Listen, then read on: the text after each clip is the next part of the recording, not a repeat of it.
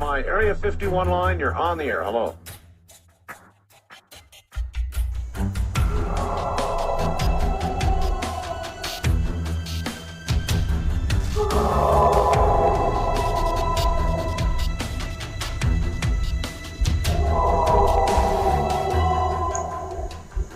Welcome to the Blondes and Booze Paranormal Podcast, where what you've known as reality will be shattered by the truth.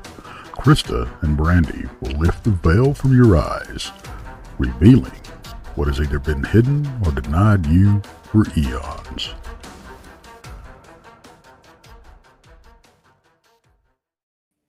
Hey, happy Thursday. Happy Thursday. Hey, how are you? You know, I'm good. I'm a little distracted. I don't know. I'm having a hard time focusing today. I don't know if it's my allergies or what it is. I'm just having a hard time focusing. I mean, we're getting towards the end of the week. You and I were going out and investigating this weekend. I'm getting all excited about that. It's just kind of like, I'm just not focused. I need to get straight. This is crazy. You need to get out to the woods. That's your problem. I need to clear my head is what I need to do. There's just too much in there right now. Yeah, I hear you. Well, let me tell you what happened to me tonight. So, you know me, I can be outspoken at times, right? And I went to Walmart. I went to Walmart tonight and got a few things. And I got, as you know, I've told everybody, I got this cat litter box that you only have to change like once a month. It's one of those electric things, right? Yeah, so it's the one that cleans itself. Yeah.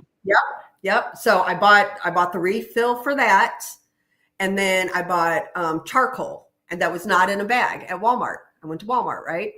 I did the self-checkout, which I have real issues with this. And this stuff ticks me off more than anything. So now they have a cop sitting in Walmart in the entranceway, one of the entranceways. And the lady in front of me had another cart stopped and was looking through her bags, right? So I was like, excuse me, because I'm going on around. And she says, I need to see your receipt. I said, no, you don't. It's against the law. I don't have to stop here. And that cop, was looking and there's nothing you can do because by law, you do not have to stop. When they ask you, can I see your receipt? You do not have to. So that lady that she had stopped, she says, you mean I don't have to stop here and try to find my receipt? I said, no, ma'am, you don't. She says, I'll see you later. So we walked on. Oh, my goodness. That ticks me off. If they want to see my stuff, I'm not a thief. I don't steal anything. But if they want to actually see my stuff, they can go back and watch their little cameras, or they can get rid of all of those self-checkouts and have a human being up there check me out. Exactly. Yeah. And that a lot of them I heard. Yeah. Yeah, I was reading an article about where they were going to be taking those out, that, they are losing a lot of products through those self-checkout lines. Well, I'm like, well, there you go. You start replacing humans, and this is what's going to happen. It's your own fault.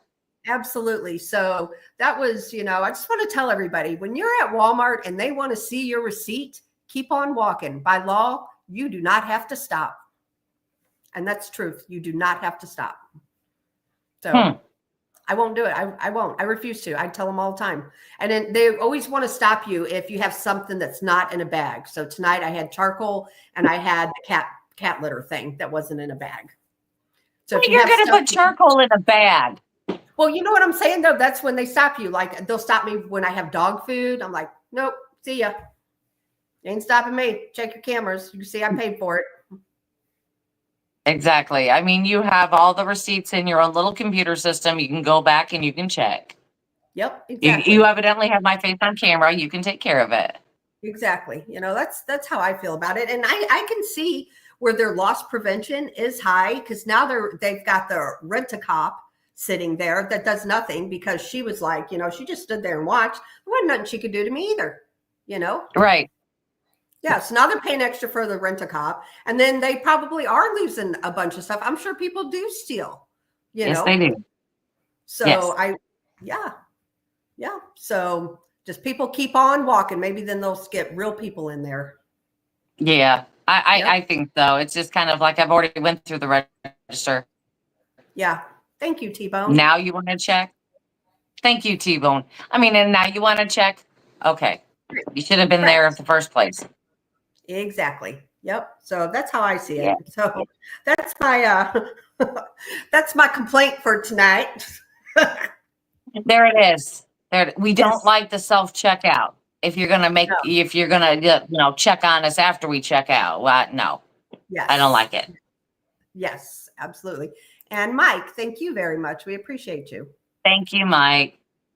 Yeah. So yeah, that is my complaint about today. Oh, let me tell you what else happened. Oh, I am not done gosh. yet, guys. I'm on a roll. So I've got a little grandson, and he's about 15 months old. He goes to daycare, right? So his mother got a phone call today saying that they called the doctor there at daycare and had a doctor diagnose him without even seeing him. Oh, listen, hear me out. And he has hand, nose, mouth, foot disease, or whatever that is. Okay. Mhm. Yeah. So Caitlin goes and picks him up from the doctor or from the daycare, makes him an appointment this evening to the doctors, goes to the doctors, and you know what? He's teething. There's no hand and foot disease. This daycare had this doctor not even look at him. They did like one of those screen call things. This doctor even called in medicine for him. So, yeah. So his real doctor said, "Hey, you got a lawsuit here. That's number one. That's HIPAA." Yeah, because they physically cannot treat your grandson without parental consent. Thank you. Okay. Yeah. Okay. So, wow, like, have people lost their minds today? I'm telling you, this has been a crazy freaking day for me. It's got to Crazy be. day. Crazy It's day. got to be. Yeah. Well, Oh, we and I have a want to good say thank you, plan. Keith, by the Yes, way. thank you everybody that's been donating and giving the memberships. We appreciate each and every one of you for sure. So Exactly. anyway, on that note, let's bring up our friend DA. All right. Hey, Hello. how are Hi, you? Danny. Hello. Good. How are you? I'm good. Thanks for glad having you me on made the show. Absolutely. And you know what? Real quick, while we got you up here, we haven't talked about the Crossing Realms Conference, but I have mentioned before that you are coming. You will be there Yeah. too. You're going to be a special guest, and you're going to have books for sale. Yes. Awesome. And then I also want to announce that we have another special guest who messaged today and said that they were coming, and that is Harley Owens. So those of you who know Harley, he'll be at our conference too. So he's a good guy. Again, it's Good. exploding. It's absolutely exploding. That's what's happening.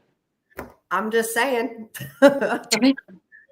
Yeah, I'm just saying it's crazy. So anyway, but I appreciate it. And you know what's really cool about this, Brandy and DA, like everybody that's coming is our friends.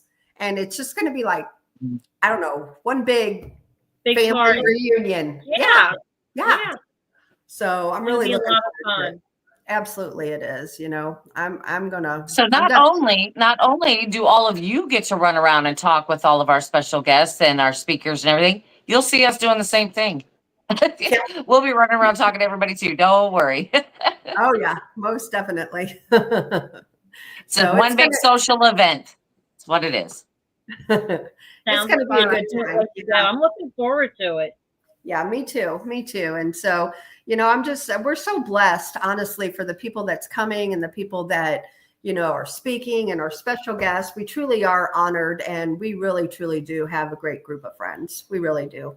Now, there's a paranormal investigation on Friday night, correct? In the museum? On Saturday night. Saturday night. Okay. Mm-hmm. Yep. And if you're a special guest, you'll be welcome to investigate with the folks. So sounds fun. It'll be my first time, unless I go on one in between now and then. Yeah, that's awesome. Well, actually, Brandy and I are not running the overnight ghost hunt. Our good friend Terry and her group is doing that for us. But we'll be there. We'll be around. But I can't say that we'll stay all night because I know, we've got to work this event. We don't get to sit back and mingle. Right. So we might be tired for a while. So, but Exactly. But we'll be around. Like I said, we won't stay. There are, paying investigators that are going to be in there. So we don't want to, to stay there and be in the way. So we'll probably be out of the way, but we'll be around. Yeah. And from what I have heard, it's pretty active there. And as long as we're not working there, we'll be okay, right? Oh yeah, absolutely. And you'll be in good hands too. There's been a couple deaths there, untimely deaths. A lot of deaths. Yes. There's actually over 200. Yes. Oh my God. You're kidding. Yes. No. Cemetery behind. Yeah, it's pretty active place. So, my thing is that Terry, I trust her with everything, and you'll be in good hands if Brandy and I aren't there. She's got many, many years, and she's actually going to bring her God's helmet, and so everybody will get to see that, how it works, the whole 9 yards. So it'll be cool. Okay. Yeah, be a lot of fun. So let's talk about you. Yes. Okay. What do you want to know? I want to know. Actually, I have a lot of questions for you. Okay. Let's just start from the beginning. How'd you get into this crazy weirdness? As far as the paranormal, I've just always been surrounded by it, like from an early age. And, I really didn't have any connection with ghosts or spirits till I was a young adult. But even as a child, I did astral projection. I thought everybody did it. I didn't know what it was called back then. But I always, I knew I was different. They back then they just didn't talk about it. Yep. So, I think Brandy and I can relate to that.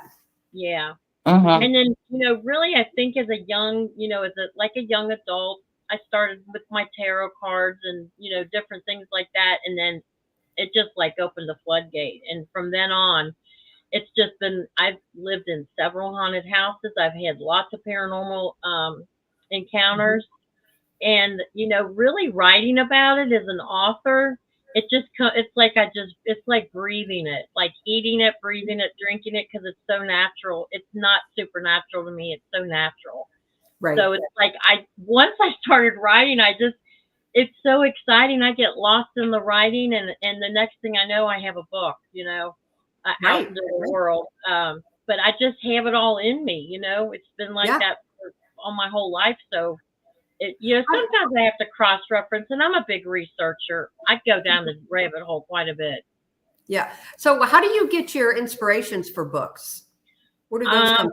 Well, the Creeper Keep. Well, first of all, I started out as a children's author, and I've got 14 children's books out there, which I have a large family, a lot of kids, a lot of grandkids. So that was my inspiration. And awesome. I always seem to find the humor in life. So they're really funny books too. Most of them are picture books, and they're just with a funny sense of humor. So they do really well. Awesome. Then when I got into the Creeper Keepers, which, I think we all like Goosebumps and the urban legends and the things like that. And I have this ability to take who inspires me is my family. So a lot of in the Creeper Keepers, there's 14 different books, and it's really close to a Goosebumps kind of vibe. And I'll start with a couple of my grandkids or a couple of my kids, and the next thing you know, they're trapped in a mirror, or they're ghosts, and they're in a haunted house, and they don't know it, or they're out in the Wendigos in the woods, and they get devoured by a Wendigo. I have a son-in-law that actually became a Wendigo. And I just amuse myself when I'm writing. And actually, I had one book in particular, The Doll Maker, which was my third book, and I wrote that nonstop for 24 hours. I think I took a couple coffee breaks, and it's one of my best sellers. It just, once it was ready to come out, it just came out. And it was probably 15,000 words for the book.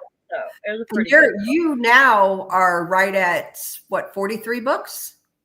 I'm getting ready to let my 44th one out in a couple weeks. Honey, wow. Wedgies. Yes. Wow. That's fantastic. Yeah. And this one is my latest release is Hunting for Champy. Awesome. So anybody's interested, and I'll get the link to and drop it in chat for Amazon to order your books, but it's also in the description of this show. So I did put it in there. Yeah. So you mentioned haunted houses. Let's go back. Okay. Tell us about some of them. Well, I think one of the most intense encounters that I had was when I was living down in Florida, and I was young, just getting out on my own. It was actually probably one of my first places to rent.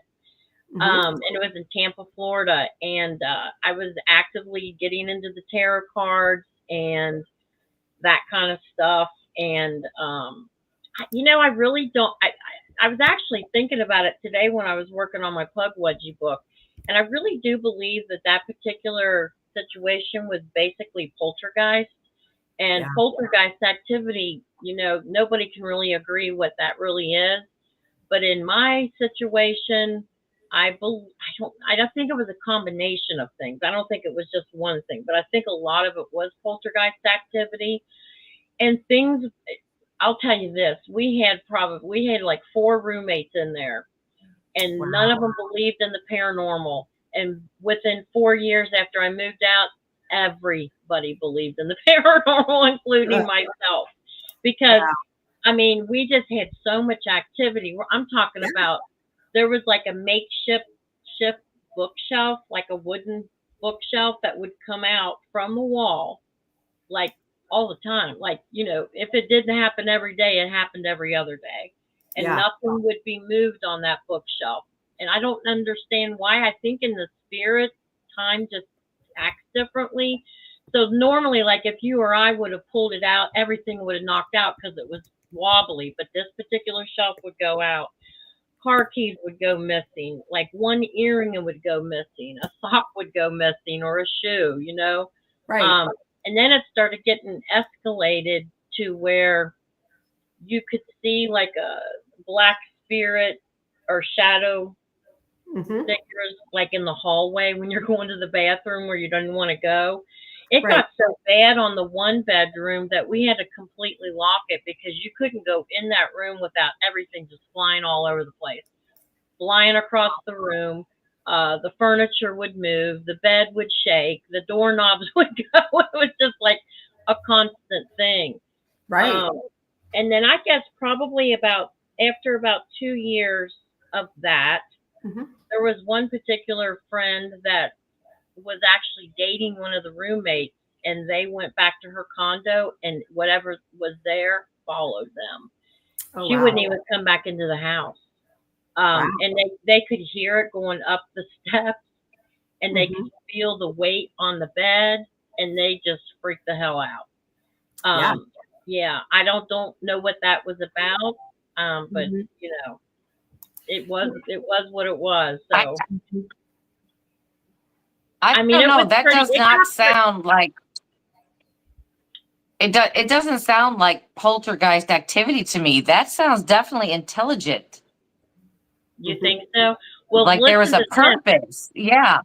Well, so when I finally was getting ready to move out and come back up north, it was like the morning before I was getting ready to leave, and all of a sudden, that's probably the one time. There's a couple things that were really intense, but this particular time I had a German Shepherd. The door started shaking. The doorknob was going back and forth. The bed started shaking, and he went under the bed. The dog did, and I was scared. So I called my friend to come over, and I was pretty much just frozen. It was like 10 o'clock in the morning, and she came in and she helped me get through that. Yeah. But before that, we had a couple dogs, and we would go to the beach and come back, and it happened twice. And I don't know if you know what jealousy windows are, but they're really thick beveled glass, and you roll it out. It was probably 6 foot wide, and as tall as it was completely broken out, and the dog jumped out of the house. And then it happened again in the living room where the TV was. It was just a window. They literally jumped out through the windows. Wow. So that was really scary. Yeah. There was a couple times that it did scare me, but most of the time it was just like, oh, it's just, the ghost or whatever. But yeah, it did seem really intense sometimes. Yeah. So nothing really like on the negative side. Nobody got hurt or scratched or anything like that. No, no. Yeah.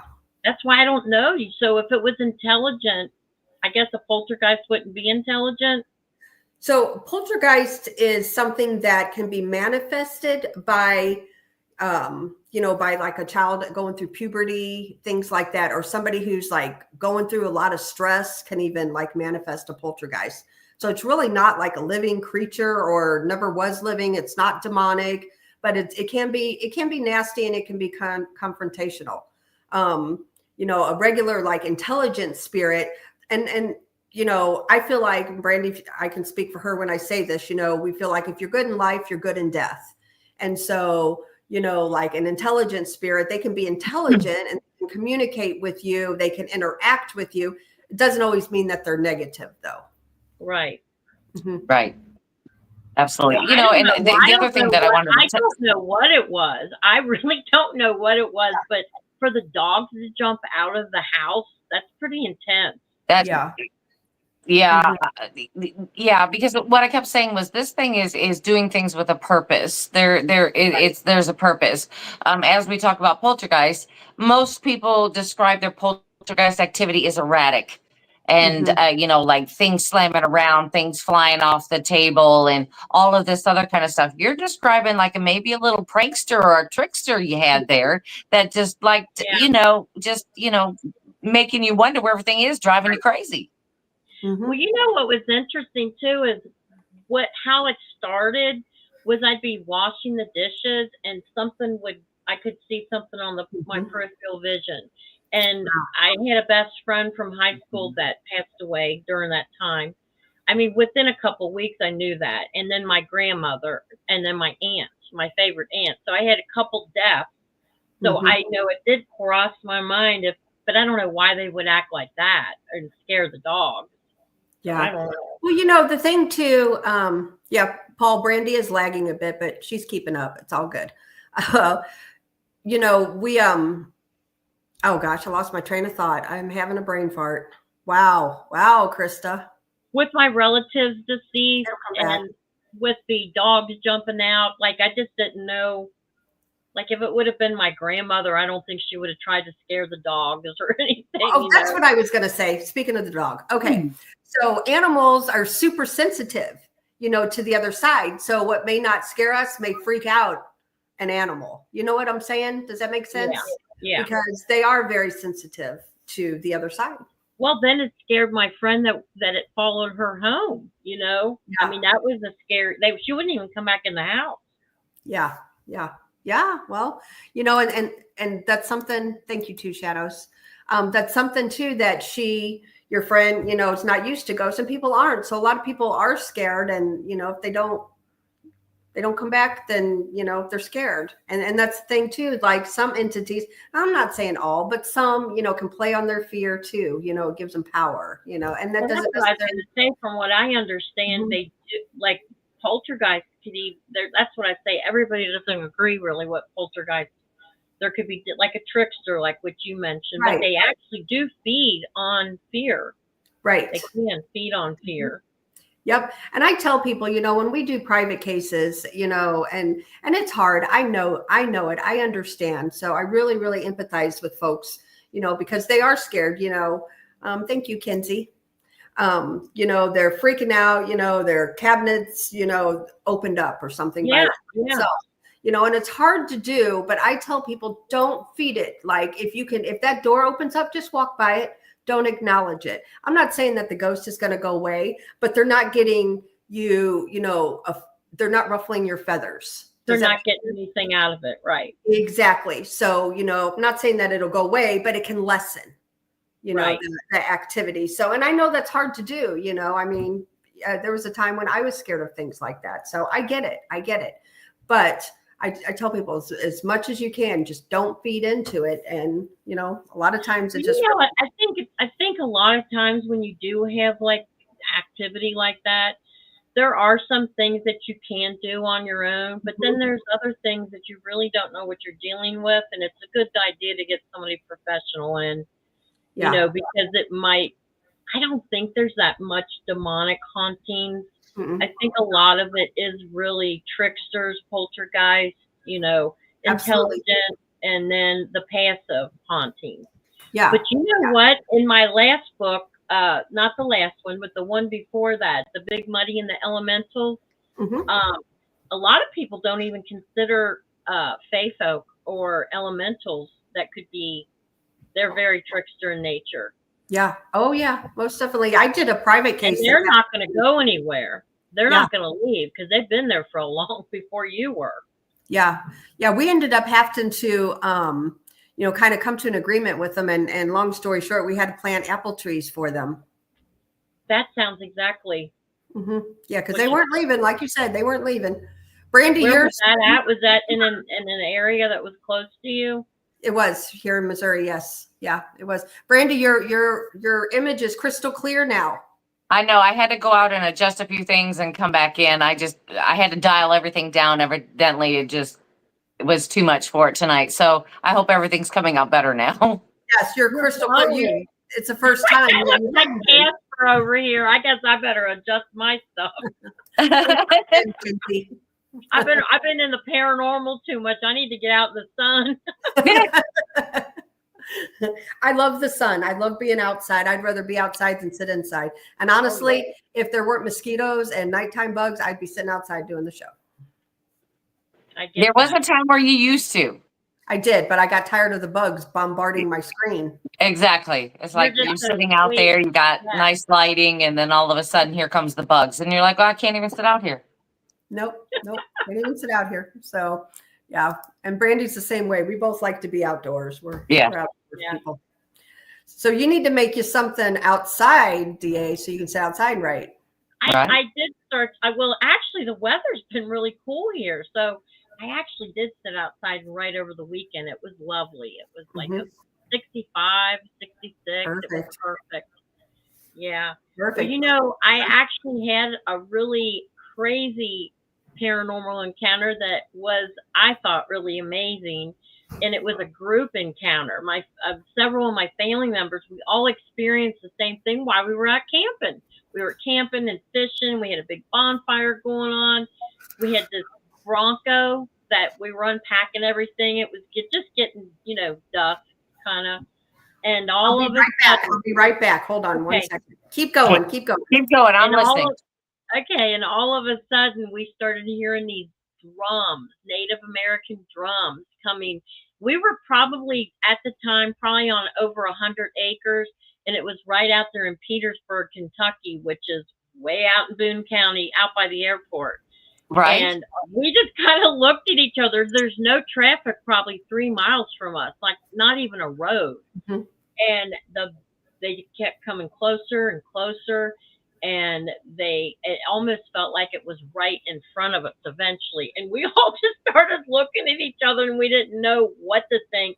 And then all of a sudden, we heard a stampede of like buffalo come running, and our Bronco went and it moved back and forth, and our hair blew back. It was like something you would see on TV. And we all just stood there. And my one daughter was pregnant at the time, and it scared her so bad she got on the gator and got a hold of a chainsaw. I'm like, what's that going to do? She's like, I don't know, but it's better than not having anything. But we had a couple different paranormal activity out on that particular property, and it was old, Mm-hmm. So I actually put that story in my Ghost of Northern Kentucky book on some paranormal investigators that were at Big Bone State Park, which was only like 2 miles down the road. But it is full. It's where the salt licks were and the woolly mammoths and stuff came in, and it's just really remote out there. Yeah. So that was a really cool encounter. I mean, I thought it was so cool because we all were experiencing the same thing. So I would have to say that was a residual energy of some type. It's got to be. To be. I mean, because you could hear it and you could feel it. We could, you know how you feel like when you're at a concert and that music's just, it felt like when the stampede came. It was like, oh my God, I can't even believe this is happening. Wow. So, yeah. And then there was a couple different encounters, like get ready to go hunting, and this little girl, you could just like 5 o'clock in the morning, and it's misty, and it's in the fall, and it's cold. You're drinking your coffee, get ready to get out, get your guns, and get ready to get the hunting. And this, you can hear ring around a Rosie with this little girl running around the car, just That'd be going creepy. around. Yeah, I didn't want to get out that time. Yeah, especially. Thank you, Kinsey, again. Thank you, Kinsey. you. Appreciate you. That's not a song you want to hear. No, that was it. That's now that I know what that song was about. Right. Yeah, so that particular area, like I said, was very, the Kentucky especially did, we did see a lot of bloodshed with the Civil War and stuff, and just the Native American, and there's a lot of blood on the ground, Yeah. Yeah, that reminds me of like Gettysburg and the stories that we hear about. They're just standing outside or whatever, and then they start hearing the drum beats and everything of the soldiers and all of this other kind of stuff, and they can hear the actual horses out in the background and all kinds of things. All that, you're right, DA. It is like a very strong residual haunting that's happening, and it's super amazing. I know. I have cannon fire on from it was a Civil War battlefield. It's out in Centralia, Missouri, and I've got we recorded it on EVP's cannon fire. Wow, that's amazing, isn't it? And we were outside, and it's definitely residual. There was nobody firing any cannons there that night. Nope. No. That's wild. Yeah, it's pretty neat. I've never had an alien encounter, but I recently got a reading from a friend of mine, and she knows I'm a writer, and it seems like this Monster Hunter book series, it seems like it keeps going, like, because I don't do an outline. I don't know what I'm going to write about. I know where I'm going to, like, what state it's going to be. It comes to me in a vision. All of my covers are done. They've been done for 2 years. I lucked out with an illustrator that could basically draw what I was seeing in my mind. But it seems like a lot of my stories, when I start to write them, they integrate with the UFO and the alien agenda, and I'm not sure why, but she seems to have thought that maybe I might have had an encounter, and I just have suppressed it. I don't know. Have you guys ever had anything like that? I have not, but I know Tex has been told that he's had an encounter that he, is not familiar with. So he had somebody, I think it gave him a reading too, he was told that. So that's interesting. I mean, I wasn't looking for that. It just kind of came out. She's a psychic medium, and I'm like, I really got to kind of play with that in my head. And I still haven't had a cryptid encounter yet. But, it's interesting because when I do write, because the Monster Hunters of America are very much about the cryptids, but it just seems like I can tune into the psyche of them. And it's just like I just get it. I know it. I've never had an encounter, but I'm telling you, it feels like I have when I write the book. I understand. Today I bombarded a BMR show with him and Brent, and today they talked about, why do you think people have all of these different encounters? That was kind of one of the things we kind of briefly discussed. And, I think that there's so many people that, like you're open. Thank you, Mickey. Thank you, Mickey. You're open to all of these things. So like, I started out on the ghost side of things, and then since then I've encountered a Bigfoot. And since then, I've actually seen UFOs in the sky. So, but my mind's more open. What do you guys think about that? What are your thoughts? Because I'm impressed that you got to see Bigfoot, because I haven't had that. And I think I would love to see Bigfoot. I seen him through a tent. Brandy actually got the full visual, but I seen that. Scared? Were you scared, or were you just I was. Oh yeah, I was. I'm not gonna lie. I was. It freaked me out. Well, I mean, my situation is a little different because I kind of felt trapped. I mean, I was in my car, but I felt like I was wide open. This thing was so massive that it could have had me in a couple steps, ripped me out of my car with my window up before anybody could get out of their tents, and I'd have been gone. that, you Wow. know, it was a false sense of security being in my car. But, you know, I didn't know what to do. I mean, what are you going to do? I mean, I don't want to flash my lights, honk my horn or anything like that. What if this thing got like crazy because of the sound or, you know, are frightened or whatever? And there's people in tents with absolutely no security. So, Right. I mean, Maybe. right. And I'm sitting there in this situation, not knowing what to do. You Mhm. know, I was scared, but then I was like, I'm looking at Bigfoot, you know. But the Right. thing was, is I couldn't pick up my phone. As soon as I pick up my phone, the light on my phone would come on. You know, it's like you just sat there and you just couldn't do anything but just sit still. It's Wow. like being in front of any other predator. You're hoping they don't see you. Thank You you, know what I Mark. mean? Thank you, Yeah, BMR. but You, you, you hear some people just say it was such a beautiful encounter and that they were the Mhm. forest friends, and then you hear other people say they could rip you apart and you Right. could never be seen again. So what's up with that? Well, I personally think, you know, that's with everything, even like ghosts, you know, what I said, there's good ghosts, there's bad ghosts. And I think that with like the Bigfoot creatures too, was something we talked about today on Rob's show. You know, I think there's good ones and I think there's bad ones. yes. Well, you know, it's interesting because in my Big Muddy and the Elementals, I went completely a different way and I made him a good, you know, it wasn't anything nefarious.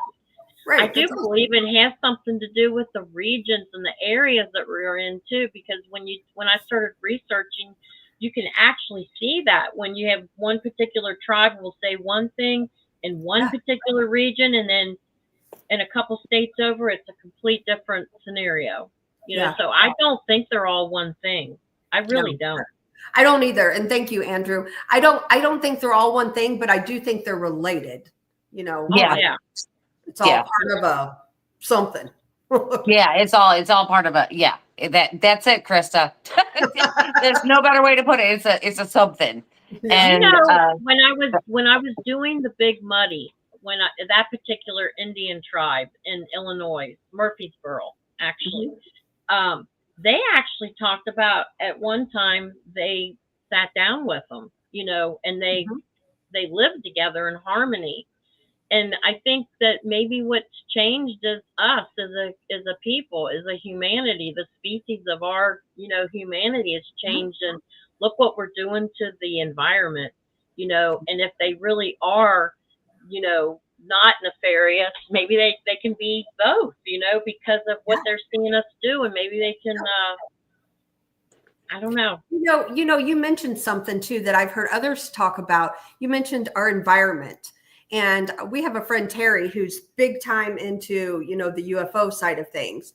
And she had said that before about like the ETs, the extraterrestrials, these aliens, like they're really upset about what we are killing our environment, our ozone and our, you know, space. absolutely. And that's what she believes that they're here for, like, you know. And I get Yeah. that. I could see that. I can totally see that. Thank you again, And Ken. you know, Thank you, I Kenzie. personally believe that there are Bigfoot that are native to the Mhm. world, to this earth, this planet. And you know, I really don't say I believe too easily, because I'm constantly changing. So if I say I believe something, that means I'm set in that way of thinking. So I Yeah. try to use the word that I think or I'm leaning towards. But I think that they just basically know more than we know about our planet, like how to just kind of tap into the quantum physics of things that we don't understand yet.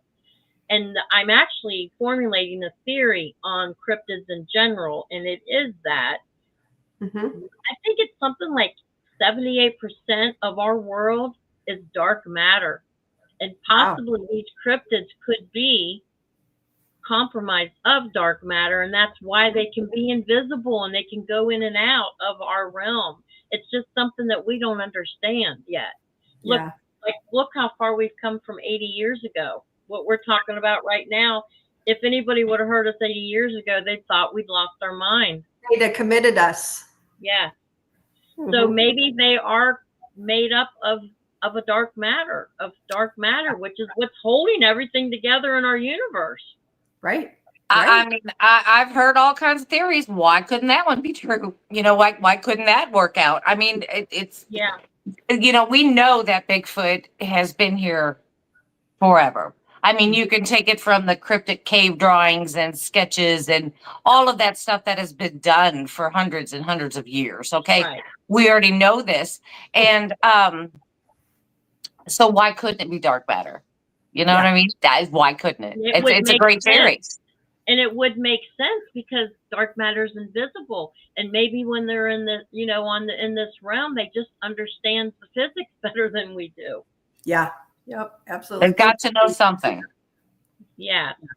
And I also do believe that they're shapeshifters. And in my Big Muddy and the Elementals, I actually think that they use orbs and to transport themselves. And, guess what? Elementals are known for spook lights. Yeah. Hundreds of years ago. So I think one of the ways that they get away with us not figuring it all out is we all live in such different areas and we use different terms. We use like Yeti or Sasquatch or Bigfoot or Big Muddy or, and we're not, it's like a communication thing. We're not calling it the same thing. No. Right.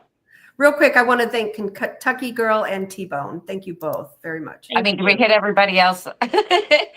Everybody's talking to each other through the super chats. Yes, so let's try to keep up with all of it at the same time. Thank you, everybody. Yeah. Thank you. We appreciate it. Yeah. It's funny, honestly, I'll be honest with you. It's all going towards our conference. It is. So that's why I'm giggling because I love it. I love it because this is all going for a good cause. And, of course, we're representing the Ray County Museum and all of this. So this is fantastic. Thank you, everyone. Yep, we definitely appreciate it. Yeah. So this is an interesting conversation when we've been talking about, how all of these are related. So, like I said earlier, I started out on the ghost thing. Thank you again, Kinsey. You're super sweet. Kinsey, thank you. Yes, very much so. Thank you. I started out with the ghost thing and I never, was I a believer in Bigfoot? Yes. I'd never, had an encounter or anything like that. Right. But I did believe,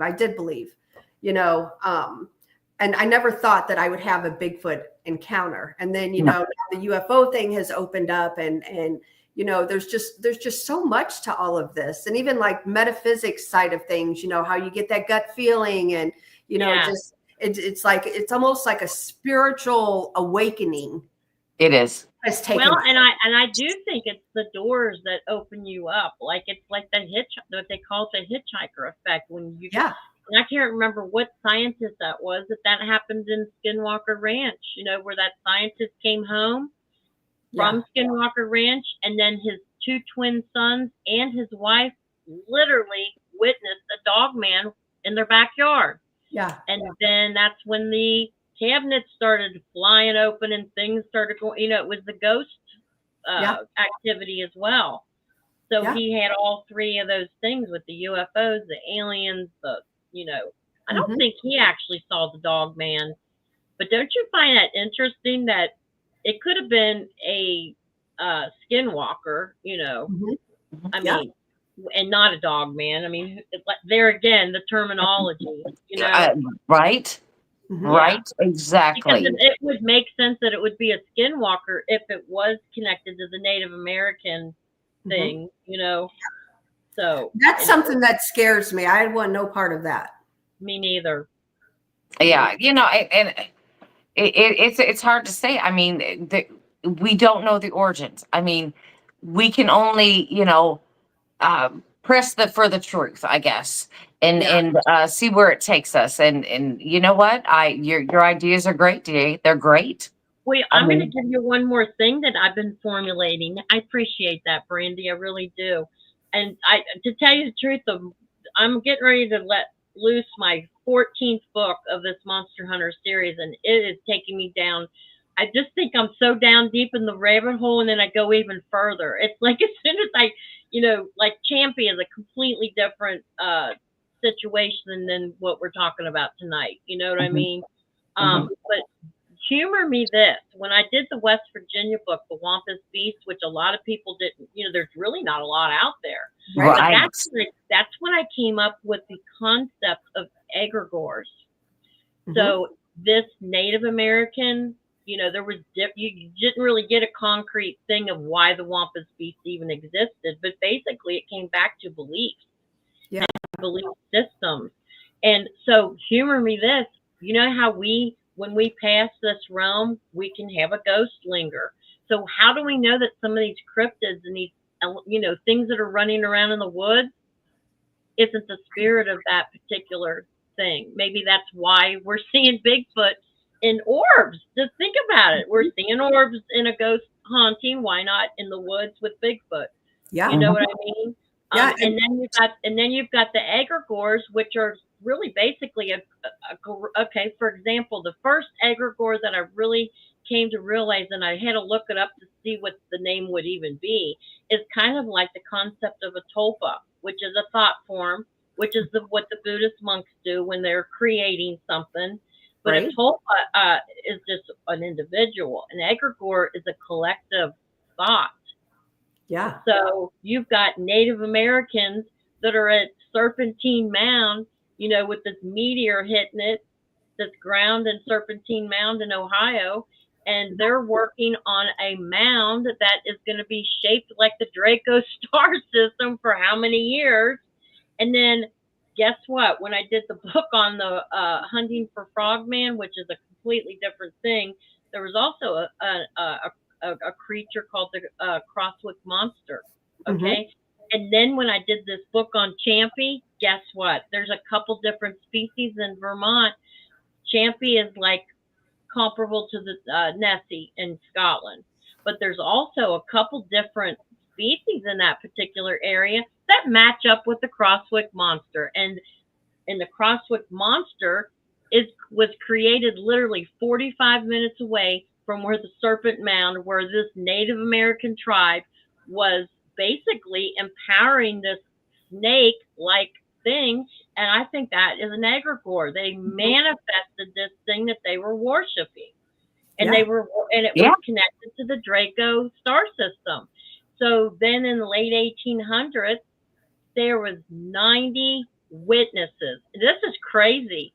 Because I started out with the frogman, which I think is a completely different thing. And so this is about 30 miles away, the Crosswick monster and the frogman, which I think are completely two different things.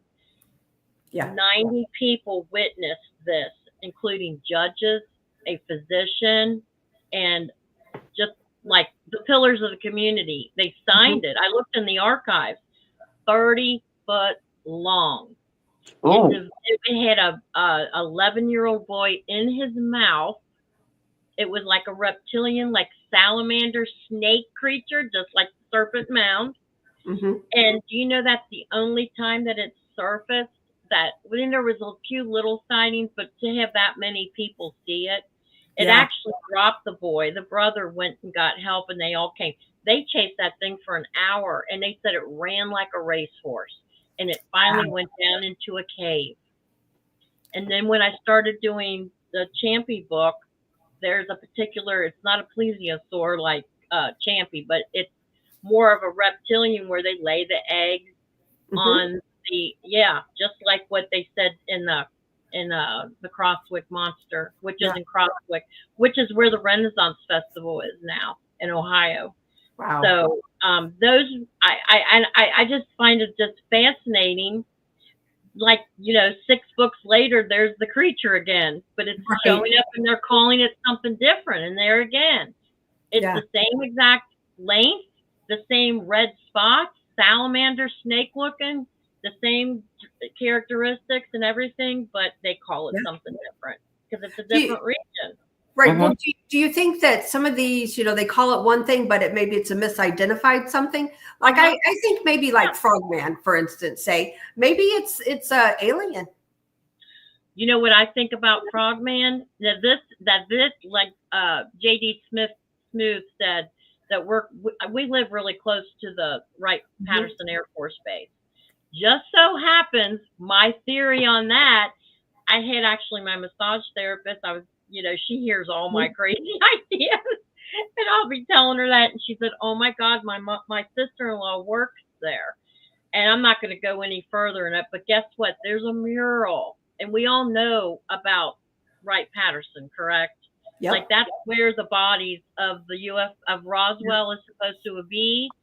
Okay, so what if they took frogs and an alien and crossed it?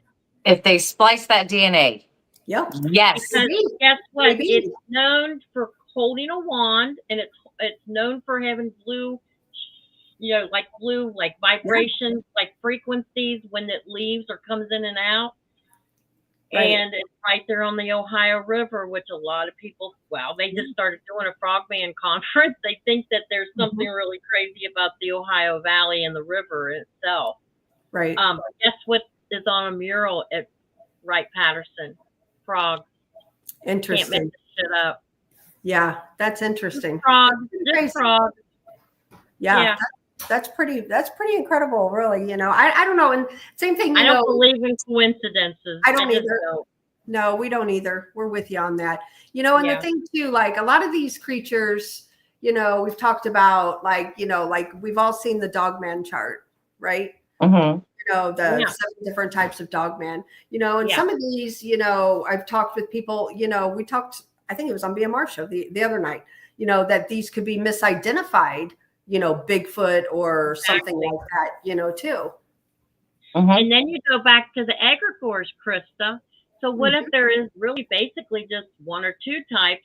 But you know how if you see somebody, robbing somebody's purse, and then they're going to give a description, and their description is completely different than what the other witness saw. What if what if we got some egregores running around? What if there is really basically like a real dog man, and then maybe there's even other ones that they're experimenting on to track them and, to see if they can duplicate. Absolutely. And then they got the native ones, and then we have other ones, because basically what egregores are, it's like we're all in this time where things are accelerating and we're learning our power and stuff. So what if we're manifesting some of this stuff and it's just looking different because we're seeing it different? Right. And then you got the ghost. Then you got the ghost of a dog man running around. Could be that. That's what I really concluded with my dog man book down at Land Between the Lakes. Because there was a lot of shamans down there there were a couple testimonies that these shamans basically sold their soul for the empowerment to be this creature. Well, eventually they're going to die. So what about the spirit of the shaman running around in the woods? Yeah.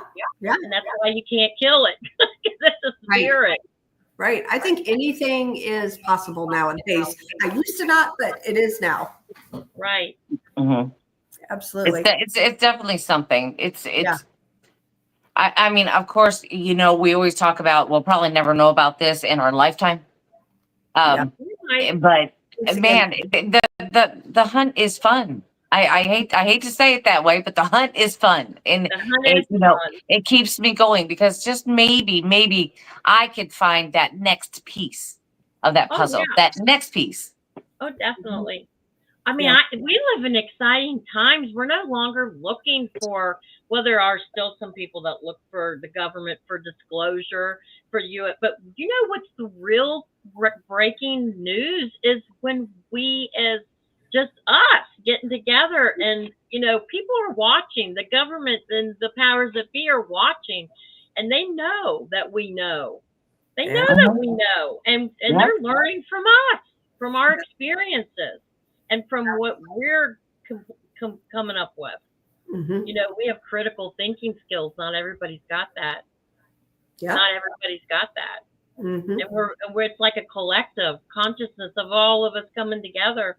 And we're like, that could be it. And then you might have a piece of the puzzle, and you might have a piece of the puzzle, and here we are. That's what I'm saying. That's what I'm saying. We are finishing the picture. I mean, because you can't find out everything in a lab. I'm sorry, you cannot. No. You know, there has to have some real world experiencers, you know, chiming in on this stuff too. So Mhm. you're probably right. Even if they did, Brandy, we're not going to hear about it. Oh No. gosh, no. So No. thank God for the, like the common people just coming together. There's power with us. There really Mhm. is. We're not Mhm. just, okay, yes, you're right. There's nothing there, And Mhm. and then that takes me to the next thing with all these orbs manifesting and all this UFO craft and all that stuff. I mean, I think pretty much the consensus is that a lot of it is our own, remember just a couple months ago, it is like, oh my gosh, there's these black triangles and there's all these orbs. Well, let me tell you something. If our government really thought that it was dangerous, Mhm. that we have the capability of stopping it. But they knew that it was probably their own stuff. Now the Absolutely. orbs, I think, might have been sentient beings that they couldn't control. But Mhm. and really, if you go into scripture, the angels kind of resembled the characteristics of what some of these sentient orbs were.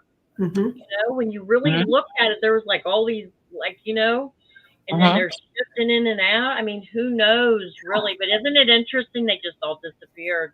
You Yeah. don't hear about it And every now.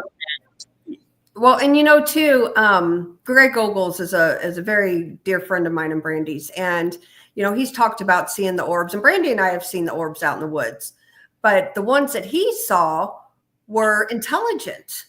Yeah, the sentient beings. Yeah. Yeah. And I find that pretty incredible, honestly. Well, because you guys are old school and you're paranormal investigators, but when I was writing the Big Muddy and the Elementals, I actually went to a couple investigators that I knew of, and I'm like, how far back do you really remember being on investigations and literally really dealing with orbs? Because for me, I loved ghost stories. I mean, all the way back to Scrooge, there was no sign of an orb. There was no mention of an orb in the screenplay or in the book or in any other book. And then Right. all of a sudden now, orbs, orbs, orbs. What's up with that? Right. What is up with that? It's a good question, because Mhm. I always thought that they were on the paranormal side. My first orb I saw was inside a building in a haunted location, and it was a blue orb about the size of a softball or so. Mhm. And so I never dreamed you'd see them out in the middle of the woods and, have maybe possibly have something to do with a Bigfoot or a dog man even, or an Right. elemental. Who knows? I never thought that. I just thought they were strictly on the ghost side of things until Right. Brandy and I saw our first ones, and we were And at that's why I think that it really, like with the spook lights, and for hundreds of years that the lights have been connected with elementals, and so maybe that is the way that they travel in and out. Like in my UFO book in Alaska, Bigfoot's literally coming in an orb. What about this idea also? What if how we're spirit? This is the thing that really came alive for me when I was started. Probably by the time I got to my fourth book with the Dog Man. So how we are spiritual but physical beings. On this plane of existence, we look like this. Right. But what are we going to look like when we go to another realm? And couldn't it be the same thing when Sure. Bigfoot shows up here? They're just manifesting like that. But what would they look like if they manifested in a different realm, like Good wherever question. they're disappearing to? Mhm. Mhm. It's a great question. Yeah. I like what Bigfoot Fidesz says. Maybe orbs are people or Bigfoot doing remote viewing. Absolutely. Mhm. What if? Yeah. You And know, I what don't if? know what, and I don't know what, this is something that I just thought of yesterday. I came across something on Instagram where it's a new thing where they got these big red glowing eyes, and it's like a mask. Is that what you were talking about with Terry? And they're sitting on the bed, and it's like it's just as a way to communicate with or to see things or whatever on an investigation. What if a ghost saw that with us, we would have red glowing eyes. True. True. Yeah. We don't know. That's the thing. That's what I think is really cool, that, there's just so much to all of this. And like, I love learning. And that's what we do with all of this. That's why I love writing. I get Yeah. to like can't talk to I can't really talk to a whole lot of people about stuff like this. Yeah, I'm with you on that too. Well, other than actually, a lot of people do know this, but the main 3 monster hunters of America are based on 3 of my grandchildren. So That's awesome. what's really cool is I get to see what, one of them turns into a rougarou, and then they come back. They were atheists, really scientific, and now they're seeing ghosts. Now they've got all of it going on, Surprise. What do your grandkids think about that being in your books? They love it. They love it. Yeah. Actually, Kinsey Ann is my granddaughter, and her and Taylor and my other granddaughter are trapped in a mirror somewhere from having their cell phone out too much. They finally got sucked into the vortex, and they're forever trapped in a mirror. Well, because that was Soul Suckers in the Anatomy of a Cell Phone. That was one of the Creeper Keepers, which basically is the concept that our TVs that I have one in my bedroom. We have the computers, we have flat screens, all our phones.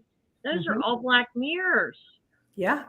We use it. We just, the tanning bed, when you close it, you got a mirror right there. Yeah. And I do believe that's a real phenomena, the other world, another parallel dimension. Yeah. And we take it for granted, like it isn't nothing. But back in the day, witches and witchcraft and stuff, they used mirrors for transportation, and other entities really do come out, and they come in through portals, like our flat screens in our bedrooms and living rooms and wherever else, Yeah. tablets, phones, computers. Yeah, the weirdest thing is that I have done the scrying in the mirrors just to see, if I see anything. The most that I ever saw doing that type of thing was maybe a shadow. That I can't confirm. I saw it right out the corner in the side of the mirror, and I would like to say that, that it was something like that. But this stuff is fascinating, how it can enter your life through, the phones and everything. Because even on this live stream, I'm not kidding, Andrew was just saying it. Even on this live stream, we've caught disembodied voices. Wow. As we're talking. And then, our tech guy goes rolling through and he's like, you guys got to listen to this, and we're catching voices tonight. I want to know about it. Right. We have voices breaking in.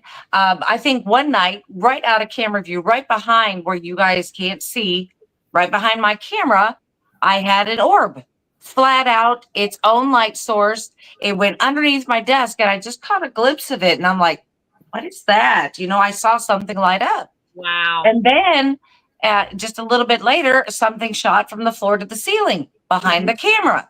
And I was like, oh, well, there's an orb. Just the other day, we were checking into it now, just last night with the Paranormal Show and Tell show, which is here on Blondes and Booze. I heard a whistle again. I just heard it last week. It was brand new. It's a brand new sound, something I've never heard in my home. And then I heard it again last night. So if something is ramping up, it really, really is. Real quick. Let me say something real quick about your whistling. So Brandy had told me about this, and we know she's got paranormal activity going on at her house. Yes. So there's a haunted location that we frequent a lot, and that's called the Emmaus Asylum. And one of the areas, one of the areas there is a whistler. We heard it audible many times. So this past Saturday night, I was there. It was the pro night, and different teams. We invite different teams to come in and investigate for free, just to kind of get the word out there, right?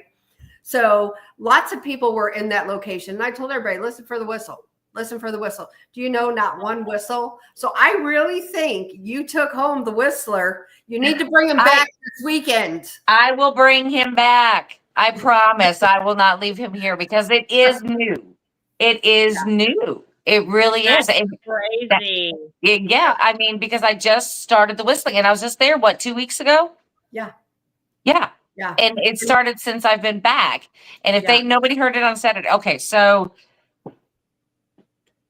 Yeah. Listen to the Whistler, everyone. The Whistler, you're going with me Saturday morning. Hop in the car. So crazy.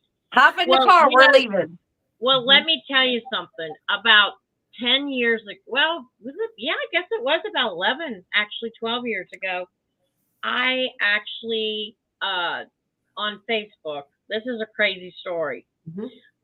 The way we view Ouija boards in our country and in our culture is completely different than what, say, people in Europe view Right. it as. Mhm. And so I think I might have, it was like one of them posts that just really went like wildfire. And there was like 600 comments and people coming in and talking about it. Well, there was one particular girl, a woman named Lilith, and she was a witch. And every picture, she was from Europe and UK, and every picture she ever did, she was in front of a mirror. Okay. So it was kind of like, well, we had a couple, friends, mutual friends. I really didn't know her that well, but I could tell that she was irritated with our post, right? Well, earlier the day before, I had just rearranged my bedroom, and I had like scarves and the fairy lights, and it was like, big king size poster bed, and I was had the hardwood floors we just Right. did, and I'm showing it off. Well, I don't know if you can see these little mirrors. About one was a sun, one was a moon, and it was right next to my bed. Okay. That night, I woke up and out of a dead sleep at 3:00 in the morning, and there was a set of eyes looking through the mirror. No. I said, I got up and I went into the bathroom, and I don't know why, but I put my big coat on with this big fur hood, like something you would be in Alaska. And I just had my eyes peering out. It was like 4:00 in the morning by the time I did this. And I said, has anybody ever experienced a watcher? And guess who the first person that commented on my post was? Who's that? I have. And it was Lilith. And I really believe she came in because she was curious, Mhm. because she was basically just, you could tell she was just irritated with the whole post, just because we have not everybody has a different opinion of Ouija boards. There's a lot of people that just won't use them, though. Mhm.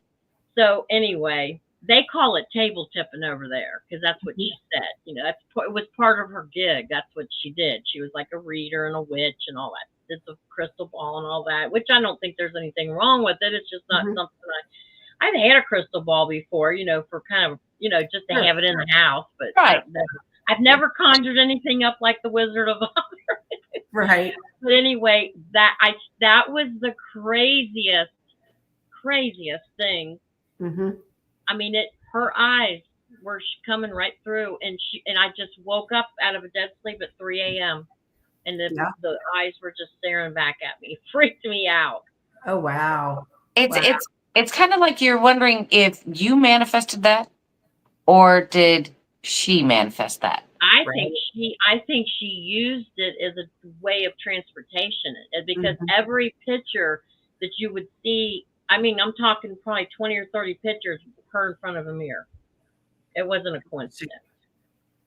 Yeah. So I do believe mirrors are very much and they usually, I think they actually call them black mirrors, like made of hematite and that kind of the black rocks. I'm not a fan of mirrors either. I got them everywhere in our houses now. Yeah, I don't, because I'm not a fan of mirrors. My bathrooms. That's it. No, I'm talking. We've got them on our flat screens. Those are black mirrors. Yeah, that's They're true. black mirrors. I have to tell you that the way that my bedroom and bathroom are set up, they went a little crazy with the mirrors around the bathtub. They have a big garden tub, and I thought they I guess because of the way it was styled and the year it was done, they thought that mirrors would be great. I tell you what, I walk past there sometime and catch myself in the mirror, scare myself, and it's like, oh God, it's just me. Oh, whew, and I do that all the time, more often than you would think. Do you know what I do? I'm constantly writing. I mean, I am living in my, right now I got one more book, and then I'm going to take a little bit of a break. But I'll have the phone ring, or I'll have somebody knocking on the door, and I'll literally jump. And they're like, what's wrong with you? And I'm like, I'm just writing something really scary, and they're like, "Oh, you're silly." Like, Yeah. you have no idea how scary You're it like, really is. no, I scared myself. It's fine. Yeah. You know, Yeah. that's what I'm supposed to be doing. If I scare myself, we're doing good. I'm like on edge all the time. Yep, I agree. Yeah. It's crazy. That's crazy. Yeah. Especially the mirror thing. That just, I never have been a fan of mirrors. I'm not a big fan of mirrors either. I mean, because like I said, I walk around, I do scare myself. And I don't mean to, it's just like if it's a dimly lit in here and then I happen to walk past and you catch that shadow, Well, Chris let and me I are tell you both something. trained to look. Right. Mhm. And let me tell you something. There's a reason why the Jewish people covered their mirrors when somebody died, because they were afraid that the soul would be Yeah. trapped into that. That's a whole nother thing that I've been working on, and I'm actually starting to take notes on it for a later book. But is the soul when it dies? Yeah. It doesn't disappear just right away. It doesn't go like that. Mm-hmm. Yeah. And that's why they the Jewish people, the custom is to sit with that body until it's in the ground. There's somebody watching that body just Yeah. to be, to watch over that, because they know that their belief is that something can happen to the soul.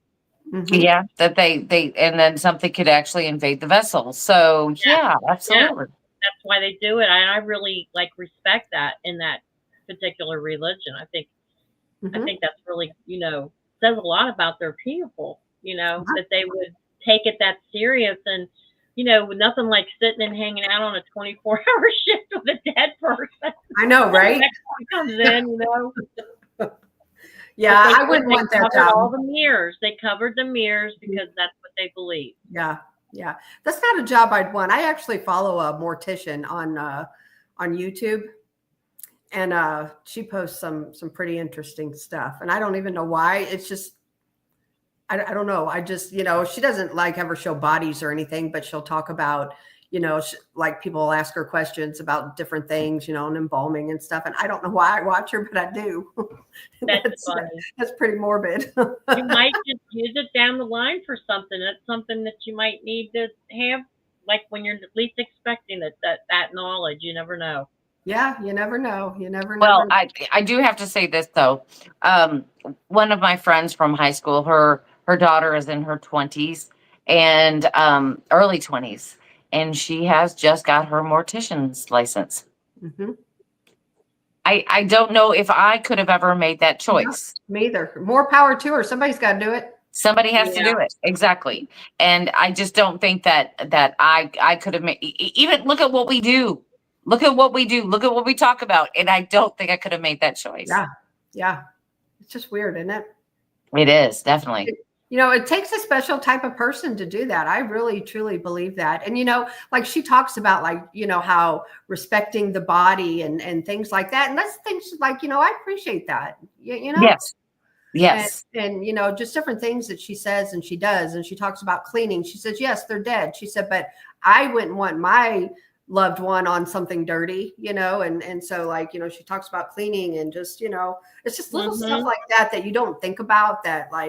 I do appreciate that though. Yeah. I mean, have I done investigating where I sat inside a morgue? Yes. Have I been in one of the drawers? Yes. For a long period of time. And did I experience anything in there? No. Mm-hmm. Not a thing. Not at all. Yeah. Not at all. I investigated an old funeral home and it was pretty active. So, and I and I don't know why would a ghost stay at a funeral home?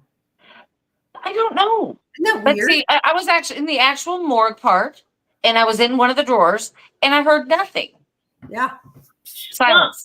Well, I think the reason why they, the funeral homes, when they finally see, I've read a lot. When I wrote my book, Soul Catchers, I really researched deeply about the soul.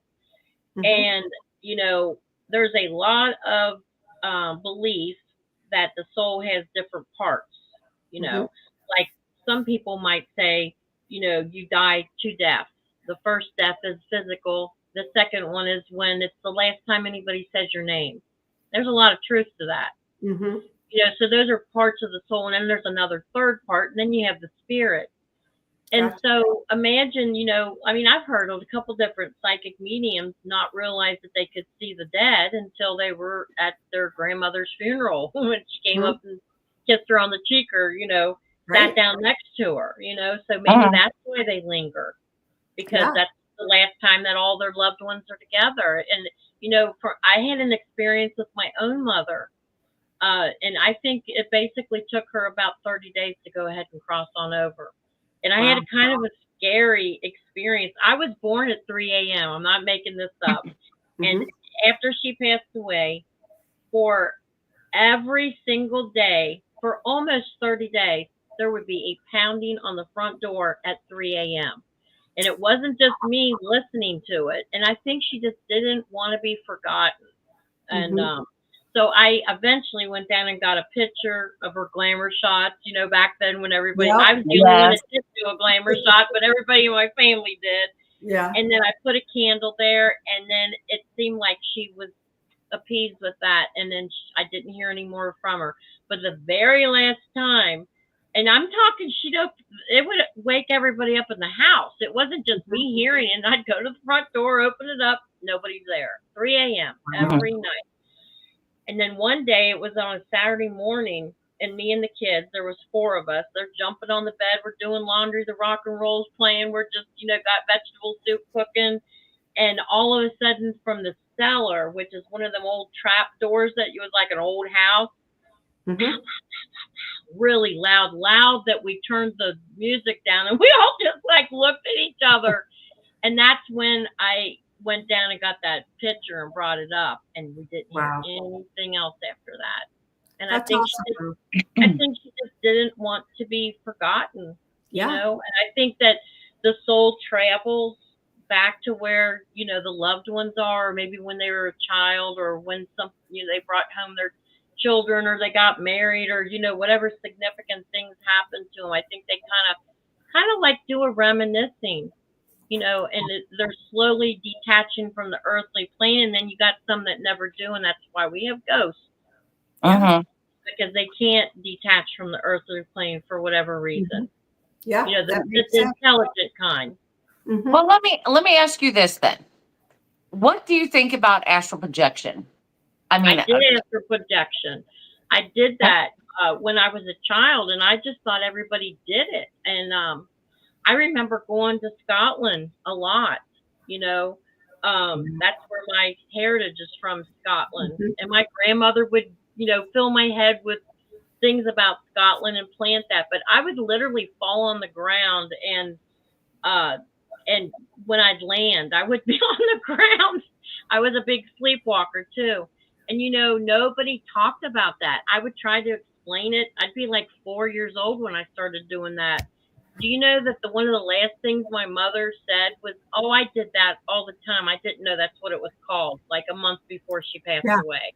And then I found out my sister did it. And then a couple of my grandsons do it. They just didn't have a name, and they would explain what they were doing. And I'm like, that's astral projection. And I think that it's a real thing. And I think it's really connected to, like, similar to what a remote viewing would be. But Yeah. I did it spontaneous. I didn't know what I was doing. It just Yeah. came to me. It was just a natural thing. Yeah. I I've don't know never- if I do never it now. done If I'm doing it now, I'm not aware of it. Yeah. Yeah. I was very aware of it when I was a child, till I was about 10. And then I just knew I'm not supposed to talk about it. See, that would scare me, I think, to astral project. That's nothing I want to do. It was What if I couldn't find my way back? It wasn't scary.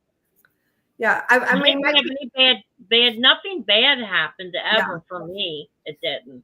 I guess just I would be afraid that I couldn't go back, Right. I would think that now, knowing what I know, because that Right. physical threat, every time you go, it's supposed to Yeah. get weaker and weaker. Just like, what is that one scary movie, Insidious? Yeah. That's Oh, where yeah. he was, that frightened the hell out of me, because I've been there before, but I'd never had anything dark like that happen. Right. Right. Yeah. yeah, I think that that's what I would be most terrified about is leaving my body and leaving it open and vulnerable. Mhm. That would something be, coming in. yes, that would be, I guess, the craziest thing for me. And I that's why I never had any interest in learning how to do it or I just didn't. I'm I just mean, like, from no. what I understand, it's your spirit that's traveling, not your soul. So really, you really wouldn't have that issue. People that are remote viewing, I think it's pretty much their spirit, and they're disconnecting from their mental. It's like I mean, I think it's really, I would love to learn how to remote view. I would love it. Remote viewing, I think, would be cool.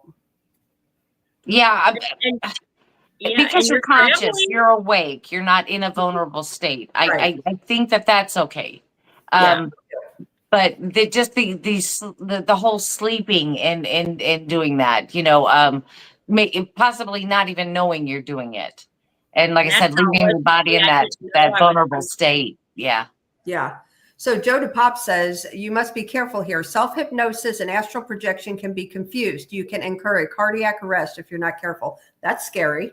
Gosh, yes. Okay, thanks, but no thanks. Nobody I'll wants pass. to go with that, right? Yeah. Yeah. Yeah, I guess it would. I guess it. I guess because I did it spontaneously, and I feel like it was in my bloodline. Could be. Well, when my mother admitted it, and then my sister admitted it, and then I have a couple grandsons that admitted it. Two of my children admitted it, so that tells me that it's just something in our lineage. It must be that Scottish thing.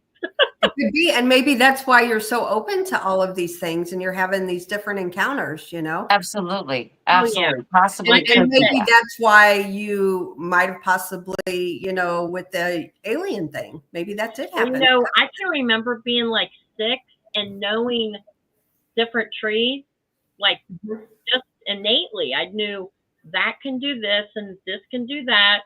And then I found out that my great-great-grandfather was what they called a country doctor that walked the Highland Mountains. I think we have that kind of stuff transfers into our DNA, and maybe I had some kind of collective memory of what all that was, and I'm still,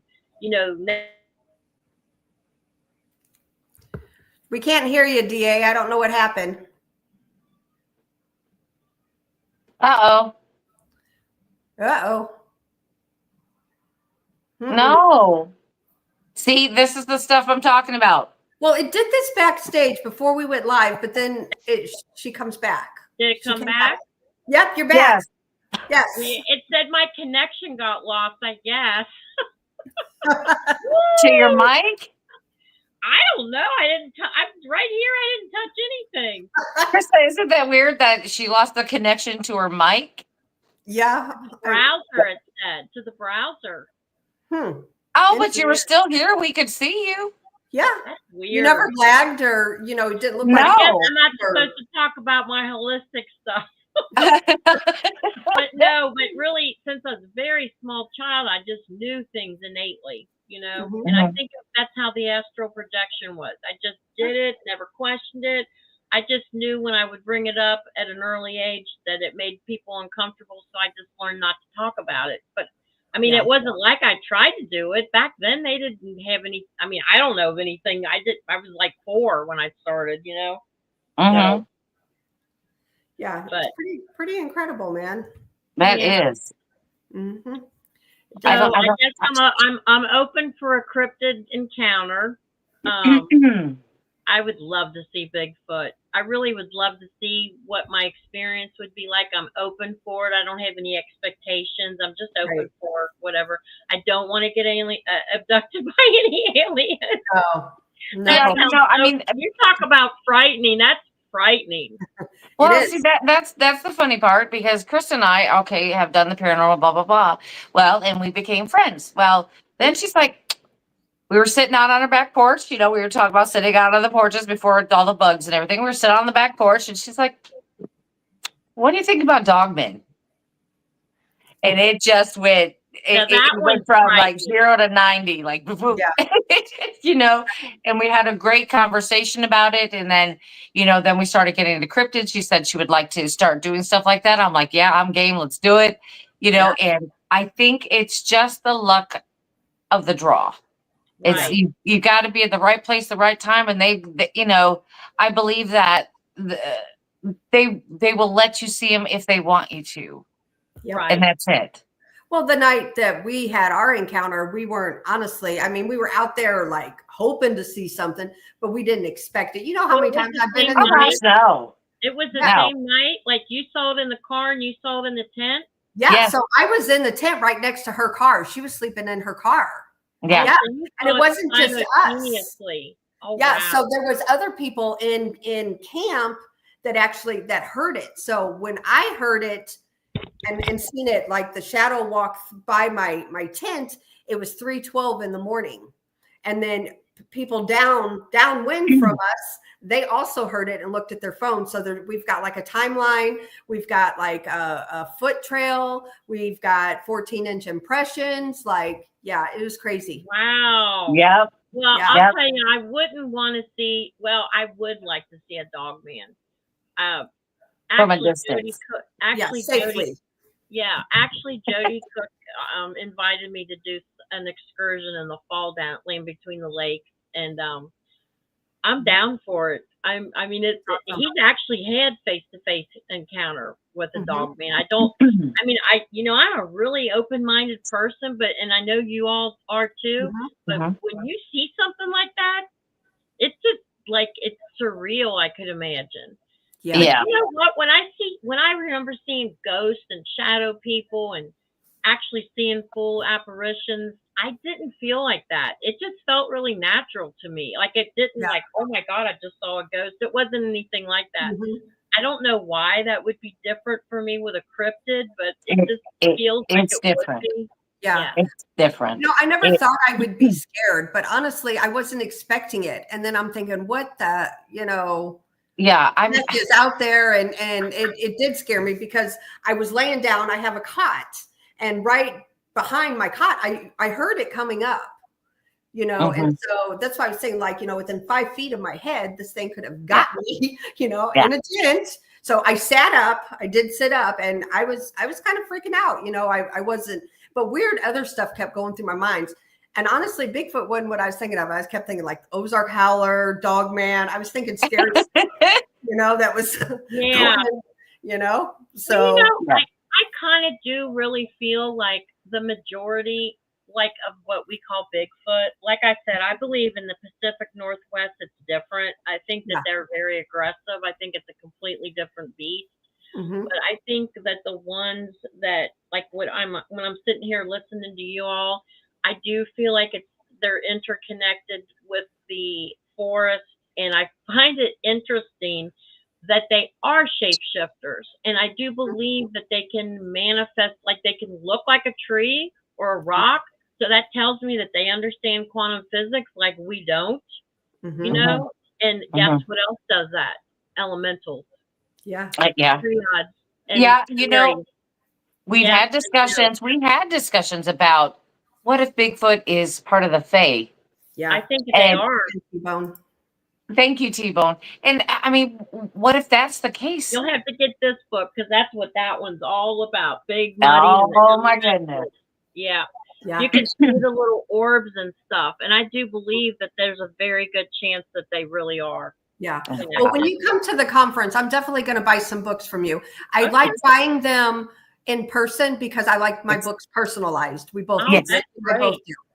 Yes, I will absolutely. definitely bring them. Yeah. I will So definitely bring 'em. definitely we will be picking up some books from you. And Brandy and I, we buy different ones, then we can switch. We can Yeah, so we switch.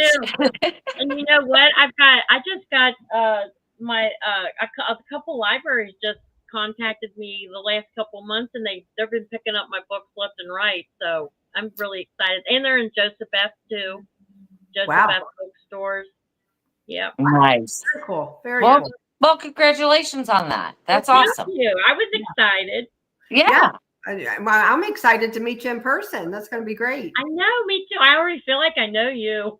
Absolutely. And Absolutely. you too now, Brandy. I know we've been friends on Facebook, but I don't think we've ever had a real conversation. Don't you love it? Yeah, exactly. That's why I don't like the word friends on Facebook.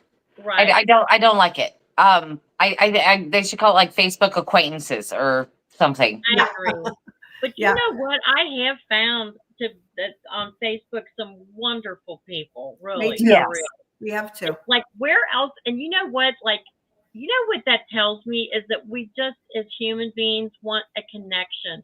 And it's so funny that we're all spread out in different places, and like you guys are close enough to where you get to connect, but not everybody has that sense Right. of community and the physical, but they have it on Mhm. Facebook or different social media platforms. And then you guys having conferences and the same Yep. thing. There was a big paranormal get together last weekend, you know, and Yeah. everybody gets to come together. And I think it's so empowering, you know. I do too. I do too. And, you know, that's our motto with our conference, you know, like, you know, if you have problems, leave them at the door, you know, that we're all there to learn and, Right. and, you know, Have fun, network, meet new people. yep.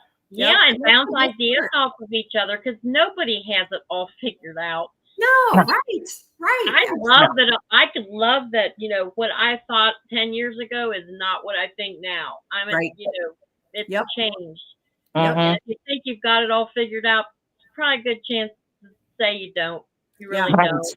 Yep. And you're Right. probably not going to figure it out because you're set and closed in your mind.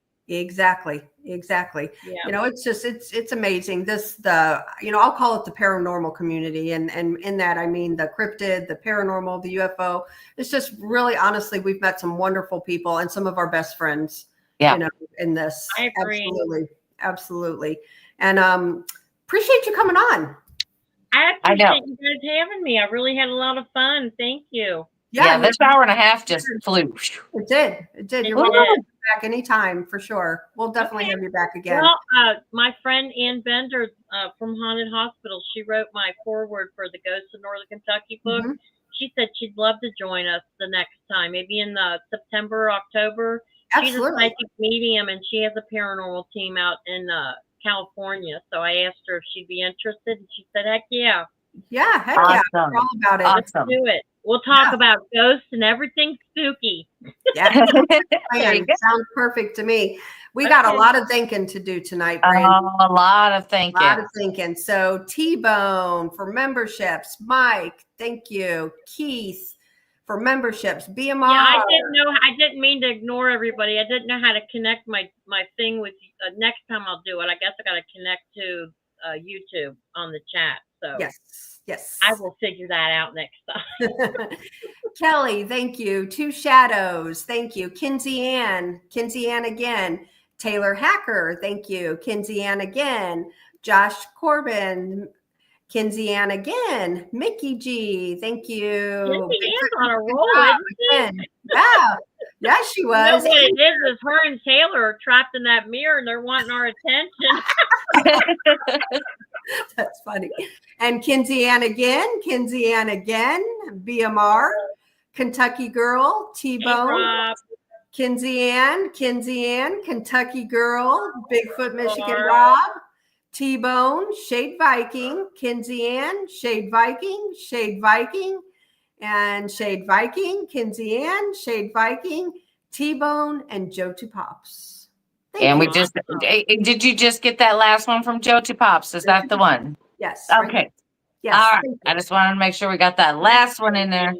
Yes, we appreciate each and every one of you. And like I Yeah. said, this money is 100% going towards our conference. You know, Thanks, Barb. we're paying for all of this out of our pockets between us, BMR, Tex, Monica, Now, Paranormal who Paul. is actually hosting? Is it a producer from Monster Quest or? So he is A Doug Hyde sponsor. from Monster Quest. He is sponsoring, as is Para with the Normal, Mary Lynn Bass and Mike Gagliano. So those two are sponsoring our conference. Yes. That's awesome. Yeah, I look so- forward to meeting you guys. I'm really excited about absolutely. it. Yeah, we're gonna have a good time. Come up Yes, that we are. Thursday before if you can. That's gonna be our We're gonna fun get night. wild that night, right? That's the plans. That's the plans. And then you know, Friday and Saturday, Brandy and I at least we got to work. Yeah, I was going to say, that's our fun night. Then we got to work. Yeah. Yeah. we have to work. So yeah, we definitely appreciate everybody and you know, love each and every one of you and yeah, thank you very much. Tomorrow night, we're kind of undecided on a show topic, but here's something I want to run by you, Brandy. You know, and did you see the Kling brothers? They called out the guy from Paranormal State about Annabelle. Yeah, they did. Yes, they did. So let's talk about that tomorrow night. We can talk about that. I mean, there's a few other things that are in the news. Yeah, this is quite interesting. Yes. I mean, now is she in Louisiana or is she in Texas? She's on a tour. She's on a tour. So she is in Texas right now? She was in Texas and Louisiana. Yeah. I know she was in Texas because that's part of the Kling brothers. Who's in charge of her now? Ryan Buell. And I think Tony Spira. Mm-hmm. Yeah. Well, she's on tour. She's on tour, so she'll be making her rounds to different states. So I don't know where she is at today.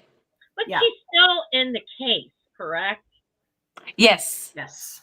So as long as you don't touch her or open the case, I thought she was supposed to be okay. I don't know. We'll talk about that tomorrow night. You're welcome to hop back on with us tomorrow night. We talk about it tomorrow night because that's what we're going to talk about. We're going to talk about that whole hoopla going on because it's interesting. It's interesting. It is interesting. Yep. And you really are welcome to hop back on with us tomorrow night if you want to talk more. Okay. Yeah, absolutely. And then this weekend, Brandy and I, we're going to be out in the woods. We are going out with Miguel Ramirez with Sasquatch Theory, our team Haunted Soulz, our friend Terry, and Paranormal Paul, I think, is going to make an appearance too. He's going to come, and then and our paranormal team. So it's going to be a good weekend. So we definitely will be doing some lives.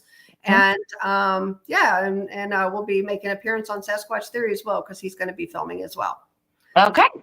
So, all right, guys, we will see everybody tomorrow night. Tomorrow night is 7 p.m. Central, 8 Eastern. All right, guys. It was good talking to you guys. Thanks for having me on. Thank you. Thank you. See you tomorrow night, everybody. Okay. Good night. Bye-bye.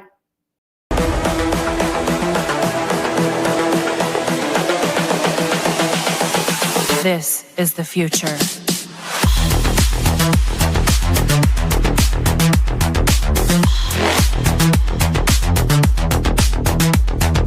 Evolution. The Crossing Realms Conference launches September 19th and 20th and will dock in Richmond, Missouri. This is already being called the event of the year, folks. With an unprecedented list of speakers and special guests, 2 days of cryptids, UFOs, and paranormal presentations, along with a celebrity-filled ghost hunt, meet and greet, gallery reading, vendors, and a film screening. This promises to be both educational and fun. Go to Eventbrite.com to secure your tickets and vendor slots before they are all abducted. They're going fast.